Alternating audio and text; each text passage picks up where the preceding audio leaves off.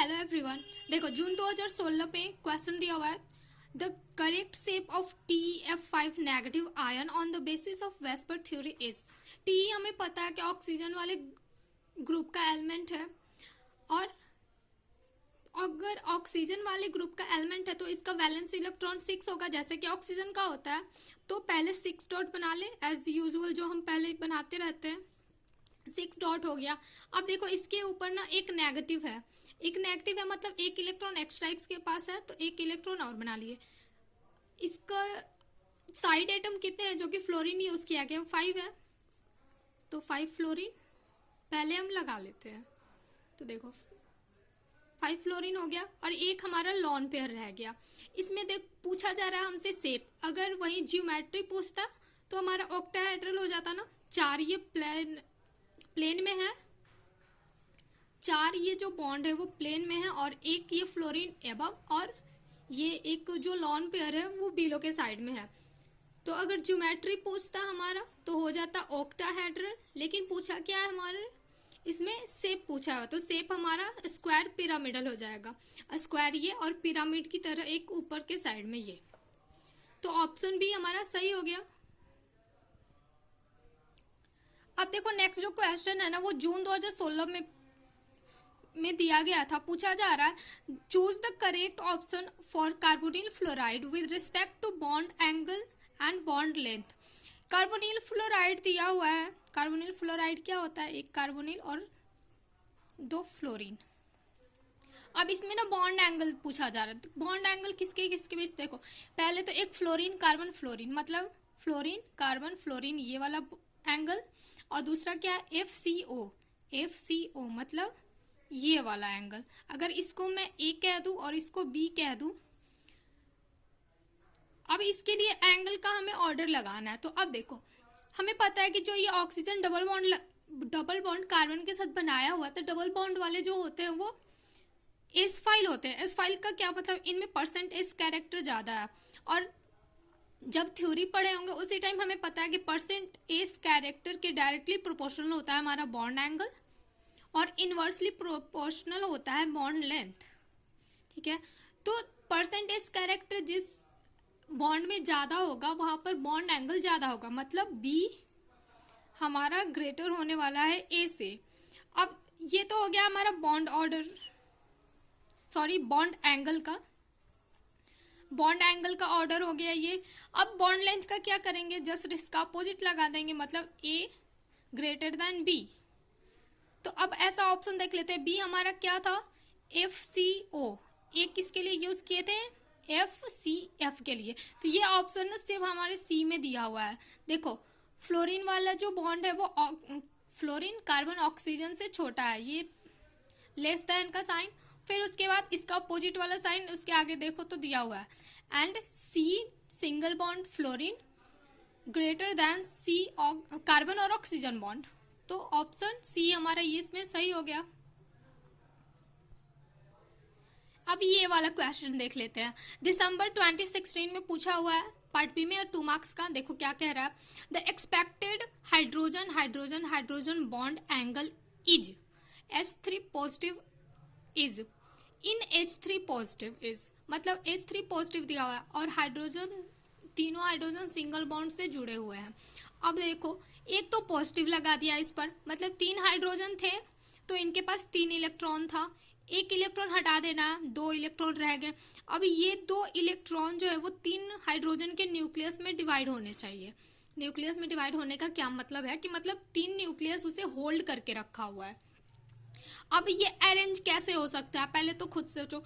देखो एक ये एटम मान लेते हैं, एक हाइड्रोजन का, दूसरे हाइड्रोजन का एक ये एटम हो जाएगा, फिर तीसरे हाइड्रोजन का ये एटम हो जाएगा। तो इन तीनों में अगर आप देखेंगे तो सिर्फ ये वाला एक पोर्शन ऐसा है ना, अगर आप रीजनिंग का भी पढ़ रहे होंगे तो उसमें आप देखते होंगे इस तरह से पाई चार्ट, या फिर क्या कहते हैं उसको, उसका एक नाम है देखो रीजनिंग के स्टूडेंट्स को ना जनरली पता होता है, मुझे एग्जैक्टली नाम याद नहीं आ रहा कि उस पोर्शन को क्या कहते हैं। जैसे अभी केमिकल बॉन्डिंग पढ़ रहा है तो इसका नाम हम दे रहे हैं ना कि केमिकल बॉन्डिंग पढ़ रहा है, तो सेम वैसे ये इस तरह के जो क्वेश्चंस आते हैं ना उसका भी पर्टिकुलर एक नाम है, मुझे याद नहीं आ रहा। खैर छोड़ो, देखो यहाँ का इतना जो पोर्शन है ना, यहीं पर ये जो 2 इलेक्ट्रॉन है ना यहीं पे प्रेजेंट होते हैं, ताकि तीनों न्यूक्लियस मतलब तीनों हाइड्रोजन में वो इक्वली डिस्ट्रीब्यूट हो सके। अब इनके सेंटर को अगर मिलाओ, तुम इनके सेंटर को मिलाओ तो उसके बाद अब इनके बीच का एंगल देखो क्या हो रहा है। एक तरह से देखा जाए तो ये इक्विलैटरल ट्रायंगल ही तो बन रहा है। अगर इन तीनों के सेंटर को आपस में मिलाकर देखोगे तो इक्विलैटरल क्या ट्रायंगल बन रहा है हमारा। और इक्विलैटरल ट्रायंगल का हमें पता है एंगल क्या होता है, 60 डिग्री होता है। तो बस सिंपल सी बात है, इसमें भी तो बॉन्ड एंगल ही पूछ रहा है ना कि हाइड्रोजन हाइड्रोजन हाइड्रोजन के बीच जो है वो बॉन्ड एंगल क्या होता है, हाइड्रोजन हाइड्रोजन हाइड्रोजन, मान लो इसका बताओ या फिर इसका या फिर इसका, 60 डिग्री ही आएगा। तो ऑप्शन सी हमारा सही हो गया। ठीक है, अब देखो नेक्स्ट क्वेश्चन जो दिया हुआ है हमारा, based on VSEPR theory the predicted shapes of XeF5 negative and BrF5 negative respectively are. अब देखो XeF5 नेगेटिव का तो पेंटागन और प्लानर आएगा, ये तो ऐसे ही याद हो चुका है।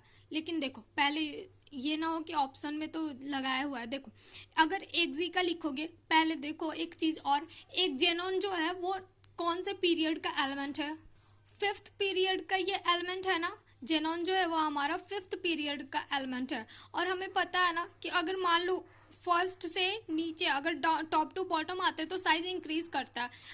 इस ब्रोमीन के कंपैरिजन में आप समझ सकते हैं कि जेनॉन का जो साइज है वो ज़्यादा बड़ा होगा।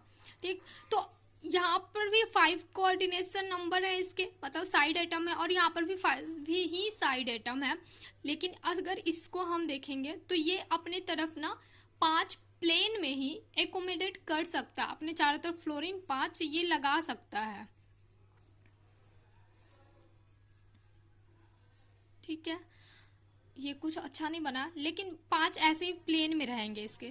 ओके, और एक एक्स्ट्रा जो इलेक्ट्रॉन है, मतलब इसका एक लॉन पेयर होगा, तो लॉन पेयर एक मान लो कोई ऐसे किसी भी साइड में ना लेना, और दूसरा जो लॉन पेयर एक नीचे आ जाएगा। ठीक है, अगर इसका ज्योमेट्री पूछता तो कहते हैं पेंटागोनल बाइपिरामिडल, लेकिन जब ये बनाते हैं हम क्या शेप पूछा जाता है तो उसमें लॉन पेयर को हम ऐड नहीं करते हैं, कैलकुलेट ही नहीं करते उसमें, तो ये हमारा हो गया पेंटागोनल प्लानर।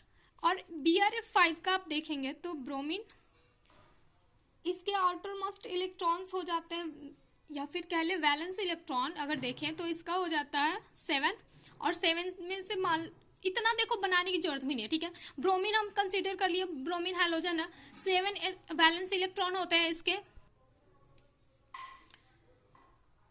5 इसके साइड एटम है, 7 हो गया, तो 7 में से 5 इसके बॉन्ड पेयर बन गया, रह गए 2 लॉन पेयर। ठीक है, 2 इसका लॉन पेयर रह गया ना, तो अब इसमें क्या आ जाएगा, 5 लॉन पेयर हमें लेना नहीं है, 5 है तो क्या बना सकता है, एक तो TPP बना सकता है और दूसरा बना सकता है क्या, स्क्वायर पिरामिडल। ठीक, अब ये जो लॉन पेयर है, सॉरी 2 लॉन पेयर नहीं, एक ही लॉन पेयर, क्यों 2 इलेक्ट्रॉन होंगे इसके। ठीक, स्क्वायर पिरामिडल कैसे होगा, ये हो गया 4 फ्लोरीन, एक ऊपर और एक लॉन पेयर कहीं तो एडजस्ट आएगा ना, तो ये हो गया हमारा ऑक्टाहेड्रल ज्योमेट्री, और स्क्वायर पिरामिडल हो गया इसका शेप। तो ऑप्शन ए हमारा सही हो गया। अब देखो नेक्स्ट क्वेश्चन दिसंबर 2017 में है, बोरोन इन BCl3 हैज, इसका हाइब्रिडाइजेशन पूछ रहा है। बोरोन का हमें पता है, एक तरह से माने तो ये अगर BH3 कहता तो इलेक्ट्रॉन डेफिशिएंट एलिमेंट होता है, Cl है तो ये लॉन पेयर बैक डोनेशन में देता है। जब मेन ग्रुप आप पढ़ेंगे ना तो उसमें इसका कॉन्सेप्ट अच्छे से मतलब उसमें अच्छे से क्लियर भी हो जाता है।